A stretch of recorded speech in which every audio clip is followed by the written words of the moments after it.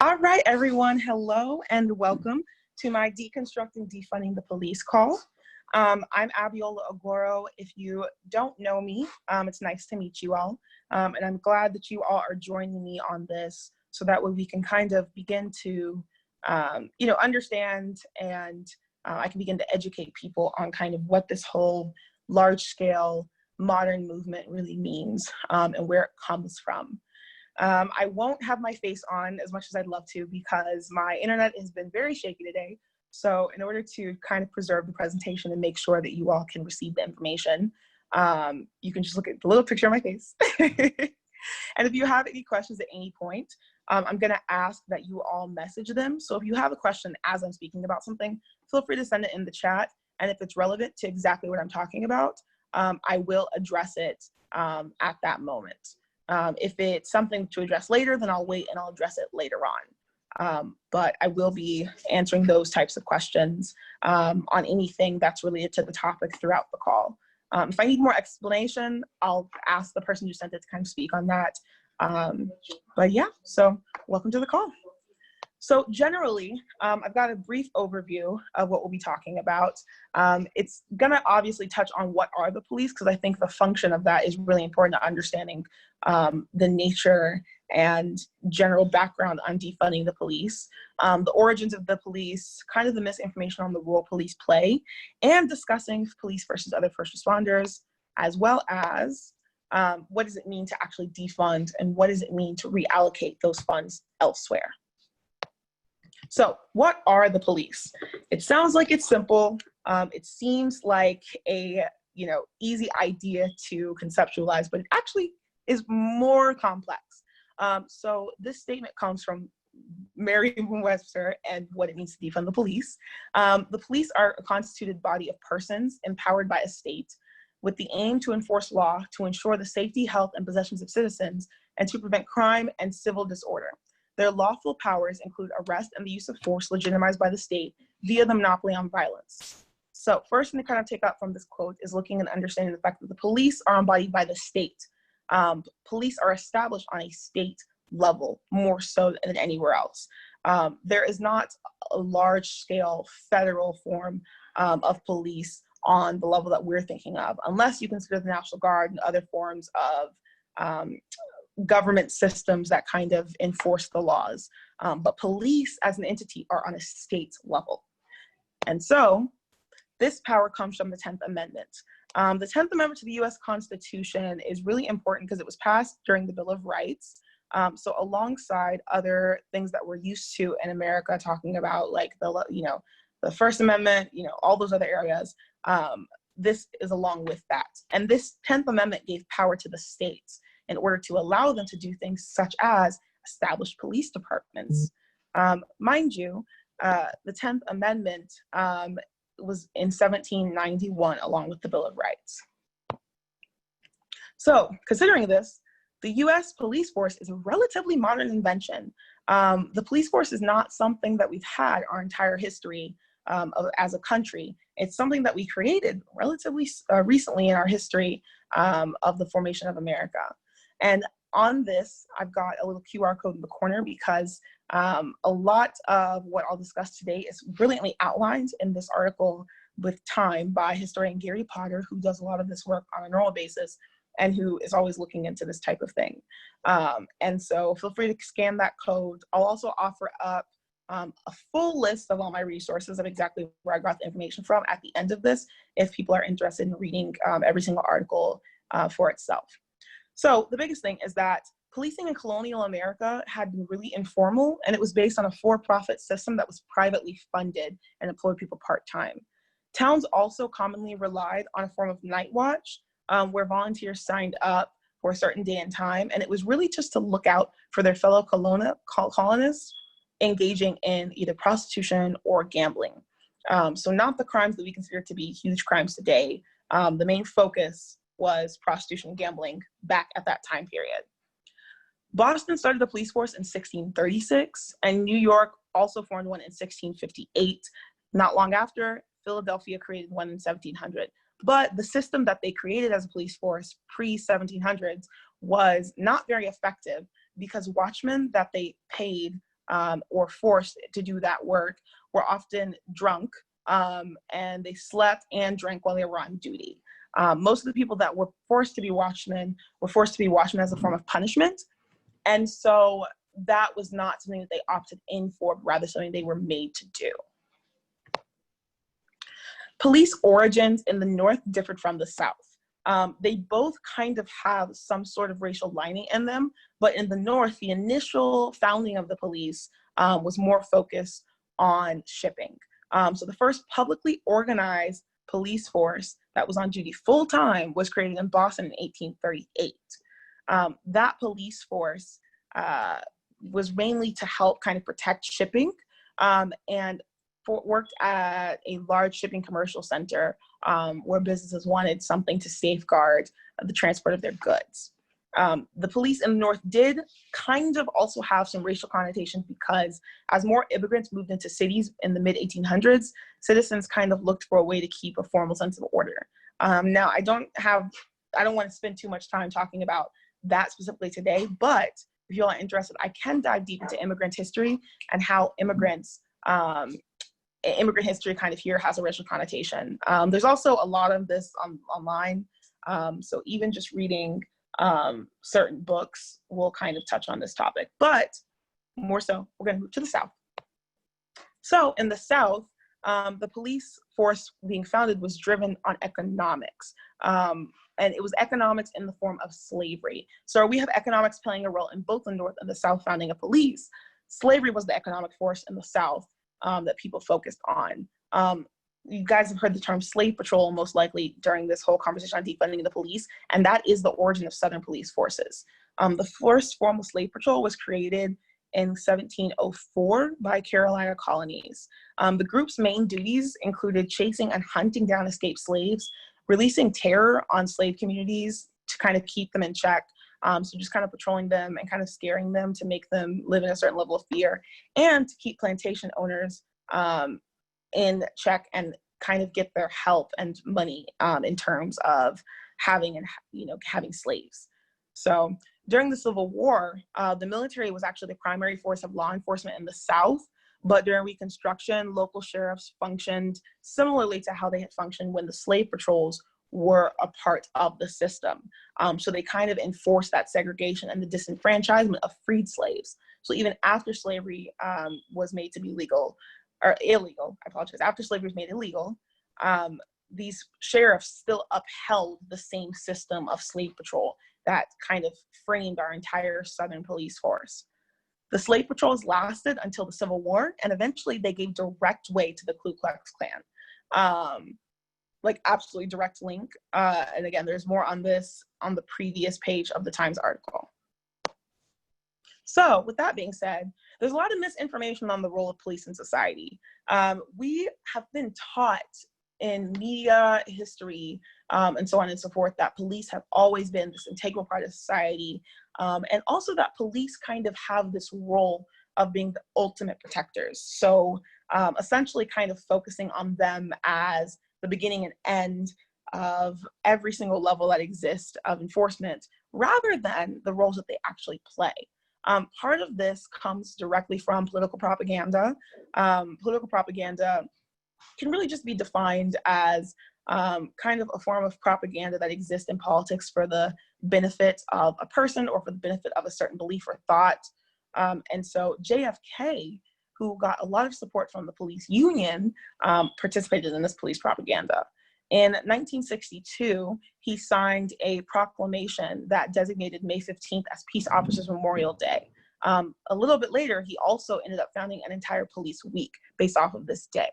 The year after this, he made in one of his very well-known speeches that from the beginning of this nation, law enforcement officers have played an important role in safeguarding the rights and freedoms that are guaranteed by the Constitution and in protecting the lives and property of our citizens.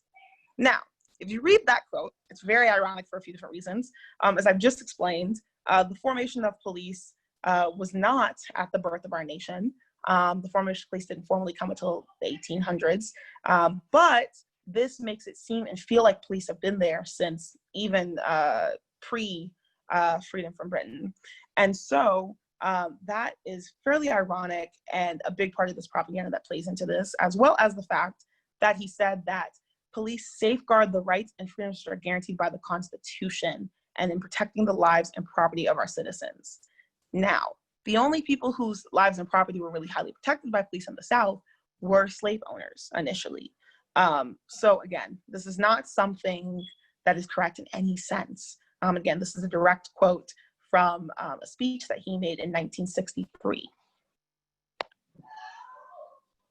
Furthermore, police officers don't do what people think that they do. And this is something that I've had to spend a lot of time in explaining to people, because the movies and kind of some other parts of society kind of teach us that police are constantly under fire, that police are chasing bank robbers every day, and that police have this really dangerous and restless job. And while the job is definitely dangerous for many police officers, it's not this high level, almost war zone like position that media and just in general propaganda have made it seem.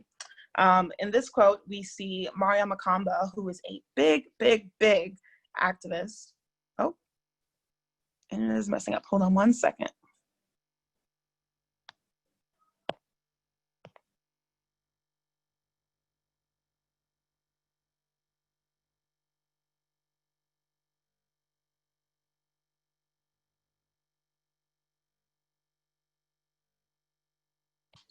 Okay, hello, is this better now? I can hear you.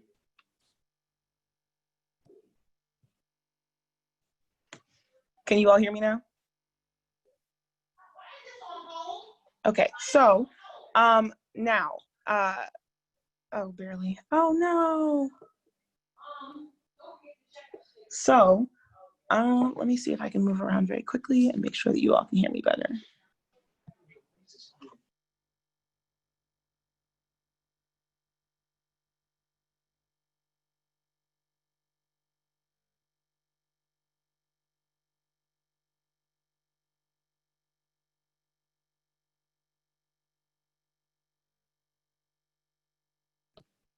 Okay, so I've moved. Hopefully this is a little bit better for you all to hear me. Now, so a biggest thing, again, is kind of re-emphasizing this role that police actually play in society rather than the role that they have been thought to play, and the role that society has kind of been taught to think that they play. So here we have Mariam Makamba, who, as I was saying, is a big activist. You can Google her, she's absolutely amazing. And she has been working on just in general police brutality and social justice for a long time in the US. She also teaches at a couple different places. But in this quote, she says, "Police officers don't do what you think they do. They spend most of their time responding to noise complaints, issuing parking and traffic citations, and dealing with other non-criminal issues. We've been taught to think that they catch the bad guys, they chase the bank robbers, they find the serial killers," said Alex Vitale. And it's a big myth. So police officers only make one felony arrest a year, typically on average, and if they make two, it's a really big deal. So it's something that, again, is kind of important in re-understanding the role that police actually play very literally in our society.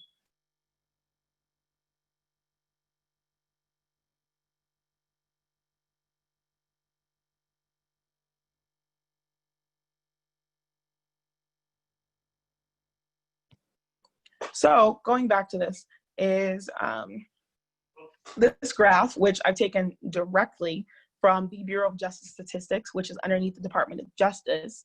And the numbers really focus heavily on how police have contact with the public. It was done in a study literally called Contacts Between Police and the Public in 2015. And if you look at the numbers, it says that most of the time when police have contact with the public, it's divided into these three categories, which is either police-initiated contact, residential-initiated contact, or traffic incident.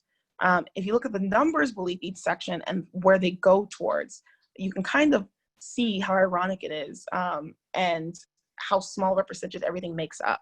So traffic stops tend to be 8% of police contact, 2% of that is passengers, 1% of that is street stops, and 1% is an arrest. Whereas 3% of interactions are traffic accidents, and where 6% of the resident-initiated contact is to report possible crime. So not guaranteed crime, but possible crime. To report non-crimes, it's 3%, block watches 0.9%, and other miscellaneous cover some other different areas. And so police aren't even interacting with the public at a super high level whenever you look at these numbers based off of their contact with people. Thinking about this, the fact that they have minimal contact should definitely not result in the amount of brutality that we see today. But the reason why it does is because conflict management is very minimally taught in most police academies. So while police have typically a total of 600 to 800 hours of training in each state, only about 8 hours of that time is spent on conflict management, whereas they have 110 hours on firearms and self-defense. So police are initially being taught to focus on defense measures and on offense measures rather than conflict management. So if you consider how situations become escalated between civilians and police officers, especially those who are Black, it deals with this. And according to the Bureau of Justice Statistics, when police initiate contact with the victims, so if we go back, oh, awesome.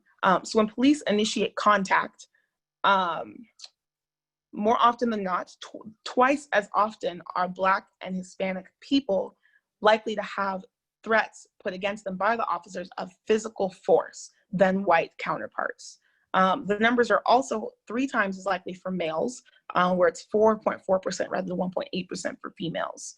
And so again, if you look at this chart and you're considering that only 20% of these interactions are interact with people for any contact, the fact that twice as many people that have contact with the police that are Black and Hispanic are twice as likely to be threatened with physical force is a very big, large-scale problem in dealing with this issue.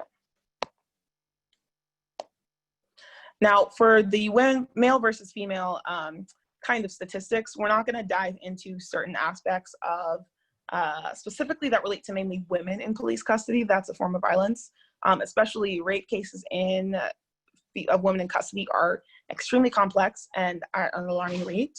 But that is hopefully another conversation that we can have later on.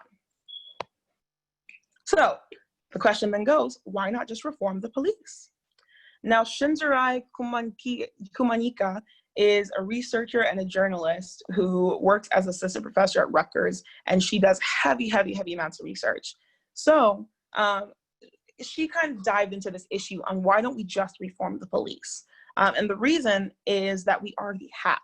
So even in Minneapolis specifically, from 1867 to now, 150 years have dealt with police reform and in trying to kind of reallocate where police's time and abilities are set. And we see the same trend in many other cities. So in the same way you see it in Minneapolis, you see it in New York, Philadelphia, Chicago, I mean, just so many places that have shown that the police reform hasn't been doing enough. And even though it has made some systematic gains, it's not been enough to change it. And with this being said, she also said that people so often think of dramatic changes to the system as kind of unrealistic or practical, but these dramatic changes to the system are necessary and really are not that dramatic when you look at the past and the fact that police are a modern invention of the US society. So going on to defunding, what does defunding do? What is the function of defunding? Why do people want to defund? What the heck does a defunding do?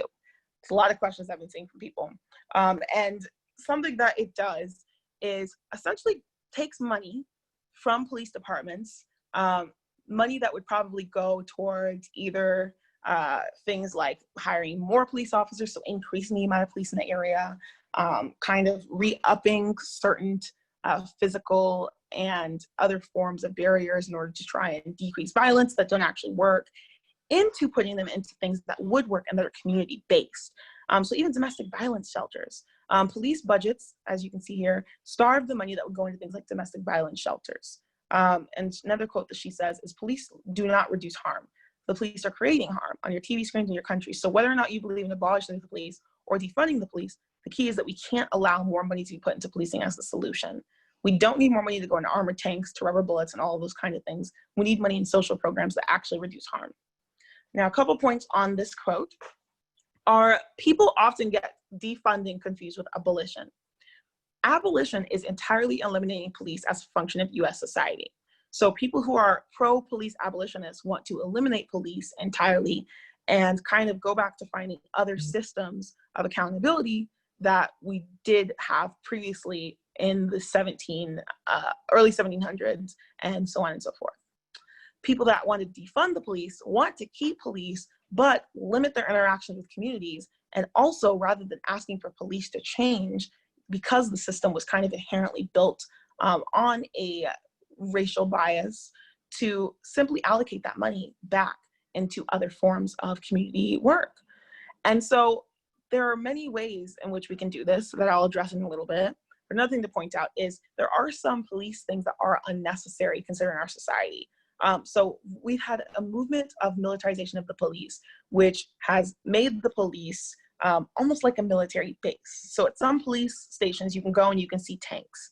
There are very literally stations in this country that have tanks, yet they don't actually deal with things that would need tanks, because people that tend to deal with the most violent side of crime on a level that you need a tank are either the military, or are groups like ATF, which is the Arms and Trades and Firearms Department, and they deal with people that are like high-level drug dealers, people that are mass murderers, or people that are just generally doing psychopathic illegal things that are affecting society on a more than singular scale.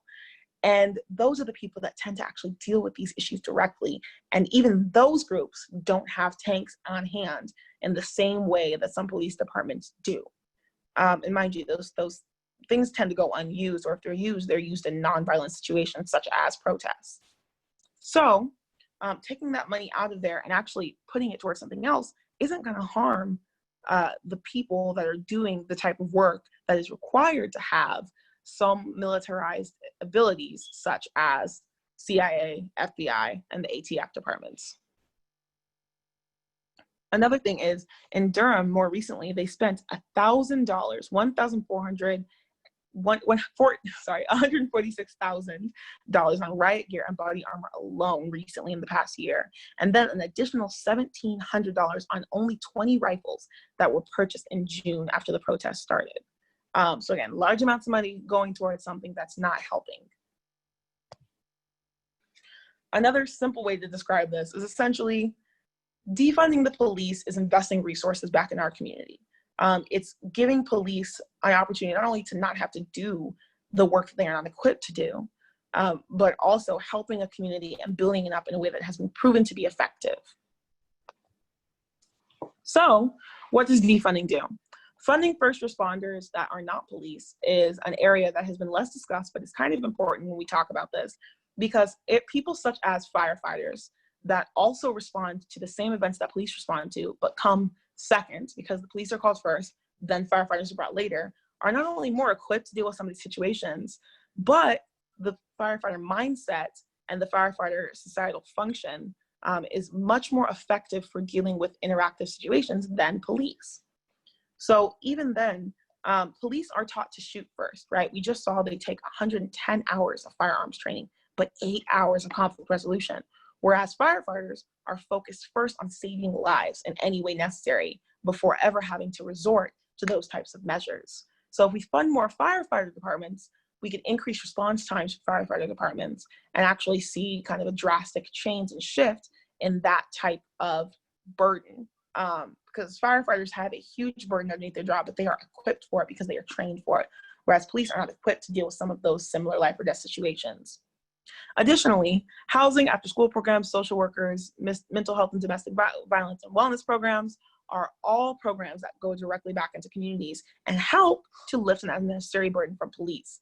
So the more that we fund those types of programs listed above, the less likely police have to respond to a situation. For example, if police are called to, kind of respond to, say, a domestic violence incident, and I'll show some stats on this in a little bit, they're more likely to die from responding to that than if the money was put, instead of having the police officer respond to it, to actually having those funds put towards domestic violence programs to help those women leave, or men who are being abused, and also to help kind of deal with the victim and put them in some sort of rehabilitation program, rather than just putting them back into the prison system that doesn't necessarily actually rehabilitate the problem in the first place. Let me look at this. We have programs in our city to offset gang activity by providing programs to keep them from joining gangs. These programs and job eliminated. No. So another thing that is kind of a misconception is that eliminating these programs would contribute to an increase in gang activity, but by increasing our money into after-school programs and other programs that help adolescents and youth, you end up decreasing the violence, and those programs would actually get more money if the police are defunded. So if you defund police, you put more money into those programs, rather than those programs kind of getting the very minimal parts of budgets that they get every year. So in 2017, more officers were shot responding to domestic violence than any other type of firearm-related fatality. This means that more officers are dying from responding to domestic violence situations than any other incident involving firearms. Now, this statistic is very important because, again, police officers are very literally dying because they're going into situations where a police officer should not have to be the first resort. If we contribute more money to domestic violence programs and to rehabilitation programs for domestic abusers, we are more likely to save everyone's life. So not only will police officers have a lift of a duty, but we can save more lives of those women and men that are in that situation also. And another thing is that police officers are really not trained to respond to the level of things that they respond to. So police officers respond to everything from somebody calling and saying, you know, a duck is in a drain, all the way up to my husband might kill me. And they are not given that wide of a range of emotional dealings in training. So you're asking somebody to do something without the tools to do it. And at this point, trying to go back and retrain every police officer on how exactly deal with those situations is going to cost far more than it would to actually just take some of the money of those departments and put it towards the people who already do this on a day-to-day basis and who are experts in it. So how do police get defunded? Police get defunded on 3 different levels. You can do it from a federal level, a state level, or a local/citywide level. Now, the different impacts of this I'll talk about in a minute, but more often than not, we talk about defunding the police. People think it's just go into a city and take all the money out. And that's really not how it works. There obviously have to be things passed, and there are procedures in place for every single part of defunding police. So on a federal level, I've included some little snapshots here of some from information from the Department of Justice and their budget. The Department of Justice funds every single entity from the ATF, as I've talked about before, to the FBI, the CIA, and those different justice area organizations. But they also help fund some local police departments. So police departments on the state level got $230 million for juvenile justice programs, actually, from the DOJ in 2019. And that's a large amount of money going towards programs that aren't necessarily rehabilitating juveniles, but are simply going to facilities to keep them in. So it's a large amount of money. And even then, compared to the budget, that's not a lot of money, right? Because we're dealing with a total of $28 billion, and that's $230 million out of $28 billion. So also, when we're talking about these budgets, I think people always look at percentages and think, oh, 2% is not that much. But 2% can be $1 million or 30 million or 500 million, depending on the budget that you're dealing with. And also, if you look below in the second part that I have, 50% of the DOJ budget goes to law enforcement, and 31% go to prisons and detention. Now, if you keep going, you can kind of see none of that money really goes towards programs that eliminate the need to arrest those people in the first place. So it's, again, a conversation as to why we're having this and to why we're trying to look at this in a way that might be more effective than just hiring more police. Because again, you see $28 billion in our US system is going towards some form of justice enforcement. Additionally, how we end up actually getting these funds approved happens at the congressional and the presidential level. So initially, a department will create a budget proposal.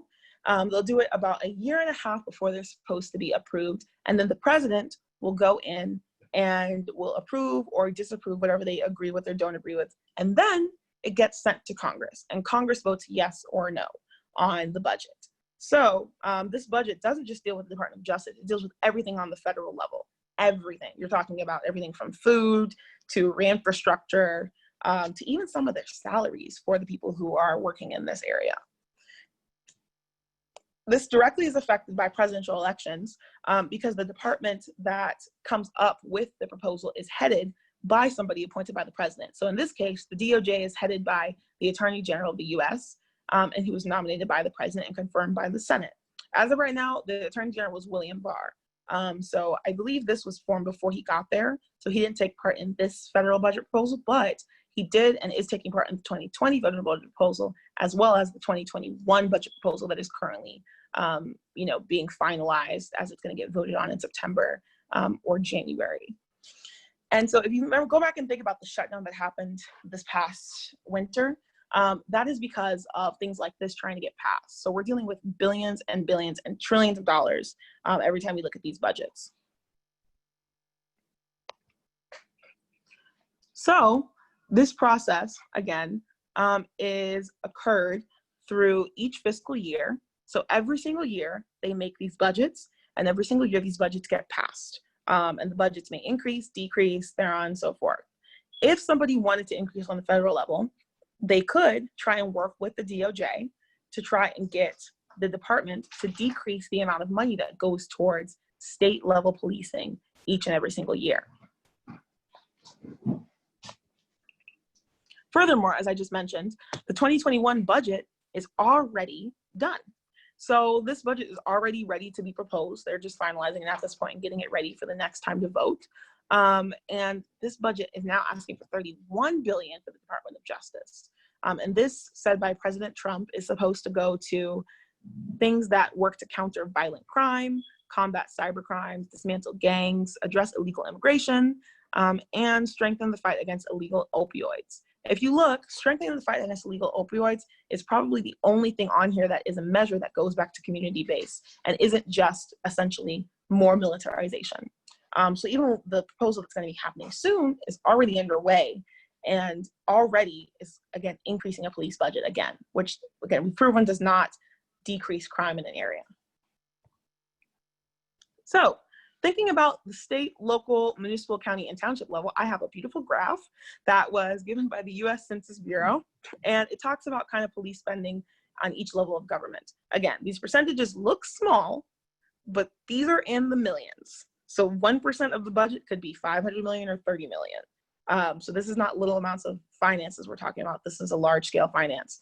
And if you look, states only do about 1.5% of the spending for each governmental system when it comes to policing, whereas the local governments tend to provide about 5% or more, and municipal does almost 14%. So you can see directly where a lot of the money that goes towards policing in each city comes from directly. Now, it's very possible also that police budgets end up being funded by multiple cities for the same thing, because there's such thing as a locality overlap where your community budget will fund multiple police budgets rather than just one budget in addition to the state spending. And the federal government also transfunds to state and local police. So it's, again, another addition that may not be necessarily seen here, but is really important considering all of this. Here, I have a graph on just general how much we spend in proportion to other types of spending. So while it seems off the top that we spend a lot on public welfare and a lot on K-12 education, but if you consider the amount of citizens that are in each state, we have a high amount of citizen count versus a lower amount of police count. So we have a larger amount being spent on police than we do on other areas of a state and government budget. More than any other service, which includes housing and community development, we spend more of that proportionally to other programs such as public welfare or police programs. Public welfare programs also, just a little side note, include things like TAN and other areas. And so that is kind of a separate thing. But overall, if you just look at that bar, we're spending a large amount on police as opposed to other areas. And again, it seems like it's a lot. It seems like it's not a lot, but it's quite a bit of money in proportion, because you're dealing with, you know, compared to a few million children, a couple thousand police officers.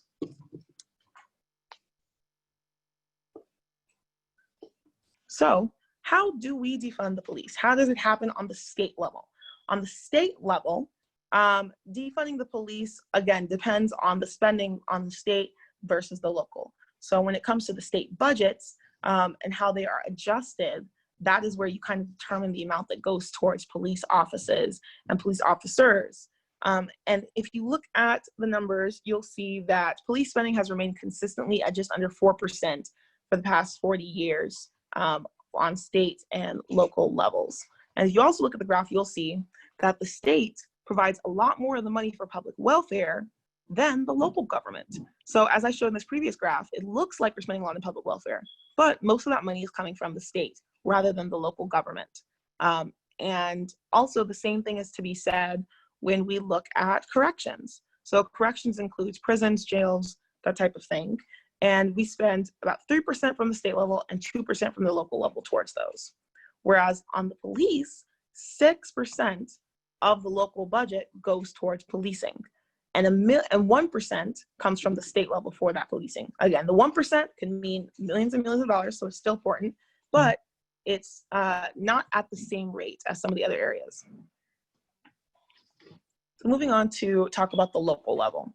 At the local level, most of the time we defund police, it happens either by city council or some type of citywide measure that can go either through the council or in a general election. Pamela Young, who was on the previous 6 o'clock call, kind of explained that right now in Fort Worth, we have a measure that is currently being looked at in order to partially defund the police. So it's a very important measure, and that is happening on a citywide basis. So the city and the citizens are voting for that. But in some cities, it's done by the city council. So in Minneapolis, where they most recently defunded the police about a month and a half ago or so, they passed it through city council. And so they were able to kind of make that move on a smaller level rather than having to do a citywide election.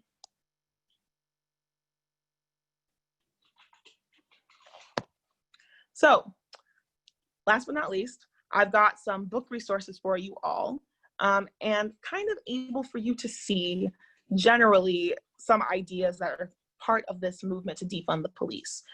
So these are 5 different books, all of which are really excellent and well written, that kind of explain the general areas of why people want to defund the police, why police reform hasn't worked in the past, and other lines similar so.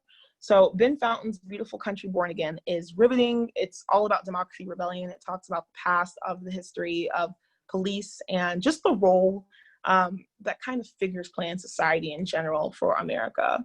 Stress Inside Police Departments talks about how stressed out police departments are and kind of how they're overreached in a sense of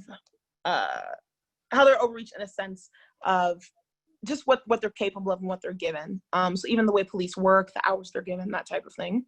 Rise of the Warrior Cop talks about the militarization of police, as I kind of briefly talked about, but that book is absolutely riveting. And The End of Policing is about abolishing the police. So I see a comment about abolishing the police. So while this call is not about abolishing the police, right? I mainly have been discussing defunding the police. Some of the information and statistics in that book, The End of Policing, also affect defunding the police. So really briefly, I guess I'll just run through kind of how they're interchangeable, because I know it can be confusing.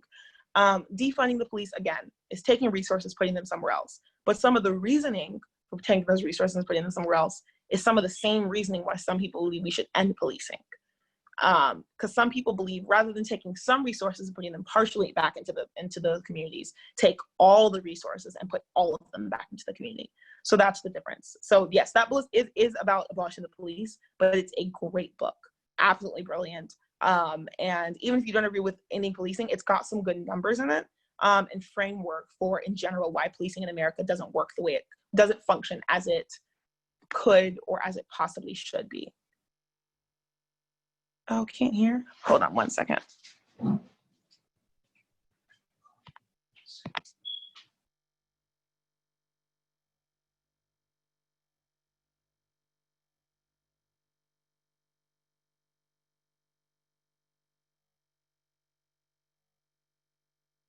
Okay, can you hear me now?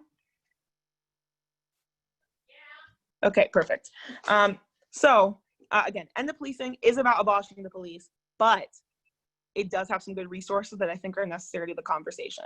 And again, you don't have to like look at, I think he separates it into chapters. So you can just ignore the chapter about completely abolishing the police and really just focus on the other numbers. Or if this feels kind of funny to you, you can ignore that book entirely, but it is a great resource for numbers and just general framework. And then last but not least is When Police Kill by Franklin Zimming. Powerful book, it just kind of talks about the violence that comes sometimes from police departments and their interaction with people. And again, gives a great framework that is a part of that. So again, here's a little page of all the websites I used today to talk about this conversation. Everything and anything I said is directly backed up by a reputable source, including the White House itself and the current DOJ department. So if you guys have any questions, now is the time to ask them if I did not yet address them. I believe I've answered any question that was in the chat. But if anybody has a question about something else that wasn't covered or just wants me to expound on something, now is the time for that. You can also take a snapshot of this if you want to just kind of look up my research, or I can email this to anybody who's interested. So any questions? You can also unmute yourself and just speak up.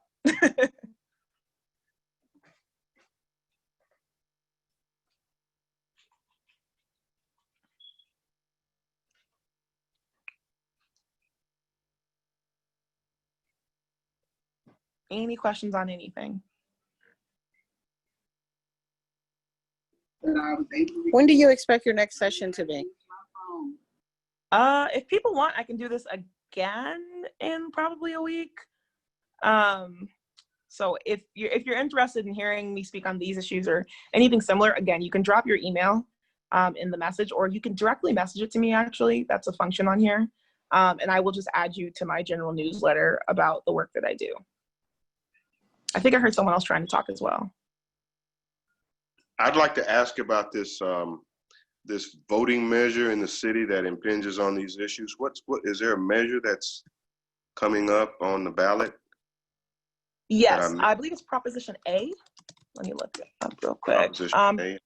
Yes, Proposition A for Fort Worth is about the city's use of sales tax that funds the Fort Worth Crime and Control Prevention. So that is the proposition that everybody's been talking about that will partially defund police districts. Again, 5% sounds small, but oh yeah, see, $80 million. Oh, I got you. So, sure. Yeah. So it sounds small, but it's absolutely huge.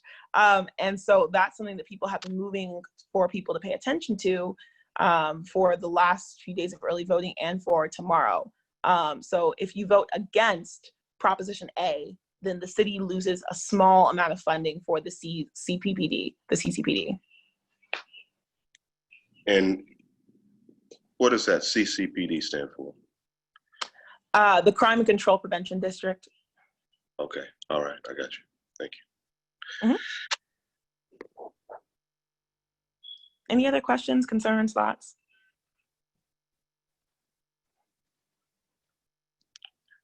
What are your ideas about where funds could be diverted in Fort Worth to be more useful, and also maybe address some of the issues that police officers need not address? Oh yeah, definitely. So for Fort Worth specifically, I think we've got some issues that are stronger than others. The amount of resources that go to our high schools and our general K-12 funding are fairly low. So we don't have nearly enough qualified counselors in any of the Fort Worth school districts, really. Some of the private schools obviously have been able to kind of come up with that, but some of the other schools that are publicly funded don't have proper counseling available in the school. So if a kid is doing or having some sort of like crisis or has an issue, there's maybe one of 3 people they can talk to in a high school, and you're talking about, a couple thousand students for 3 people. And more often than not, those 3 people don't always have actual degrees in psychological counseling. Okay. So I think partially being able to kind of fund more counselors in those schools would help eliminate a lot of issues we see in the city. Especially, there's a quote from someone, and it's about, when you're young and you're born and you're poor, sometimes there's nothing better to do. And so being able to kind of give those people a place to go by funding more of our after school programs also would be two great places for Fort Worth to start if we did defund the police. And I think it would have an absolutely huge impact on some of the kids that are there, and all of the kids that are there, because even kids that are in schools that are better funded could benefit. There's no harm in making sure that everybody gets a little bit better. But the biggest thing is being able to kind of bring up those who are already disadvantaged and help them a little bit more. Also, our homeless population in Fort Worth, I don't have the stats in front of me, but I can't remember. I think we're still gradually growing at a higher rate than we should be.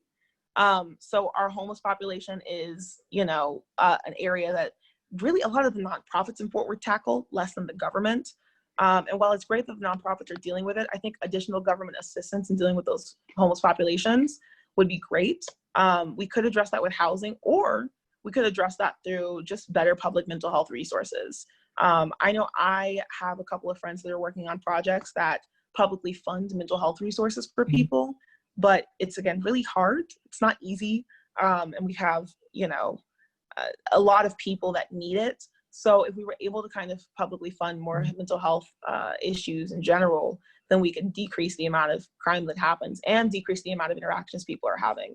Because more often than not in our city, when people have these negative interactions with, between police officers and the homeless population, those homeless people probably have some sort of mental disorder, and it's just not been properly cared for. And so, seeing in the chat, we have a vast population of teens that are homeless as well. So you've got, teenagers that don't even know how to care for themselves fully yet out on the streets also. So again, just being able to kind of put those resources towards those three-ish areas, I think would be the most effective. There are some other areas that also Fort Worth could benefit from, including just, I think in general, if there was less of a emphasis on more police in certain neighborhoods in Fort Worth. Some neighborhoods of Fort Worth are way over-policed. When somebody's always driving around and you've already kind of been systematically oppressed, right? So say that in general, you're like a Black male and you're dealing with a police officer kind of following you home every day. That doesn't create a comfortable environment, and it doesn't actually reduce any crime. Statistically, more police in the area does not reduce crime at all, like ever. Like there's no numbers that would support that anywhere in the history of statistics. So yeah, I hope that I addressed that question well. Yeah, I think so. All right, were there any other questions, or does anybody else need to send me their information so I can add them to my list?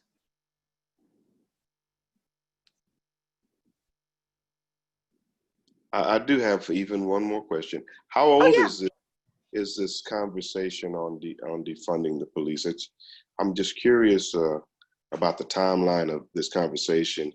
I don't think it started with these recent police killings, correct? Yeah, defunding the police, I would say it's probably been a concept in fruition for, as much as I know, at least like 7 years or so is what my research has shown. But okay. I know it was heavily emphasized in 2017, especially with the release of the book, The End of Policing. And so that's kind of when more people started to take it up. And obviously now more and more people are starting to consider it. But as far as I know, it goes back at least 7 years. And I'm sure that it probably goes back a lot longer.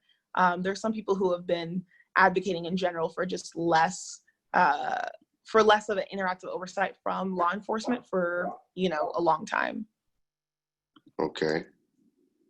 One last question. So y'all got your book list. So for the layman, just regular old pedestrian, which one do I circle first to start reading? Which one is more accessible?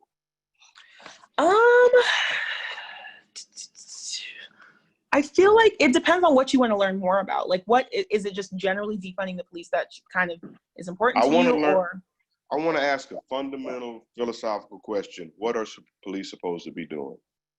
Ooh, then that would probably be probably Beautiful Country Born Again would address that more than anything else. And I can actually find another book and send it to you on the basis of policing. Okay. Additionally, I hope you took a snapshot of my articles, because some of those also, even though they're just articles, they have such a thorough history on the police. So the Time article that is at the top of the page right now is just really substantial in terms of that. Okay, thank you. No problem. I see you have a question about police presence making a huge difference. Actually, so the police presence making a huge difference, again, goes back to some of the statistics I showed earlier, because it actually does not necessarily. A lot of police interactions are for very small things, such as, like we saw earlier, traffic violations, or when people call the police because they think there's a suspected crime. But very few interactions with these police officers are even about these high-level, high-risk situations that we kind of think police are necessary for. And it's not even that police presence doesn't make a huge difference. It's that it's the proportionate effect of police danger to the resources that could be offshoot to go towards other places like communities that would help eliminate the need for this police overall is disproportionate. So if we instead funded some of those after school programs, you have less kids kind of running around, and kids that might get into danger and might do something that's not necessarily safe. Fatherlessness is a very broad topic. I could definitely talk about that on another call. If we wanted to, sorry, my dog is very upset. If we wanted to talk about fatherlessness in the community, we would have to address social programs, because the origin of fatherlessness, especially in Black and Brown communities, actually comes from the elimination of fathers in order for people to be accepted into resources. So in many housing programs, there's a book that addresses this so well. In many housing programs across the country, initially, if you wanted to be eligible, the father wouldn't be allowed to live with you. So that's kind of where some of that stereotype of fatherlessness goes in. And there's a book that addresses this. Hold on, I'm actually gonna look this up very quickly. It's a book about housing. It's absolutely brilliant. It's one of my favorite books I've ever read. Evicted. It's called Evicted by Matthew Desmond. And it talks about our entire basis of, like, from the position of a landlord to the position of a resident, and kind of how our system has been so inherently biased by race, and created some of those stereotypes. So I'm just gonna send that in this chat real quick. While I'm doing this, is there any other question that I did not address that somebody had? The Ferguson effect, I actually have to refamiliarize myself. It's been a minute since I've looked at that. I know that it's something to do with Black people distrusting beliefs, Black and Brown communities. And if I remember correctly, I don't believe that it's real. I think that it was something that was thought to come up with, but it wasn't necessarily true, because it was something that stated that police brutality kind of being more widely shown was making people more likely to commit crime. So I'm pretty sure that's not correct in terms of an effect. I think it was something that was kind of pushed across, but the numbers don't actually support it, if I remember correctly. And I can host another event just on the Ferguson effect, actually. I like doing research, so I can go sit down and kind of, refresh my mind on all of that if people are interested. Oh, yeah, yes. Okay, make sure whoever said yes to send me your email and a little private message before I end, so that way I can actually send you the official invitation.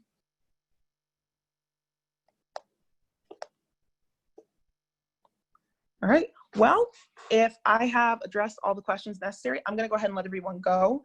I'm still gonna stay here for a minute so people can finish sending me their email addresses and messages.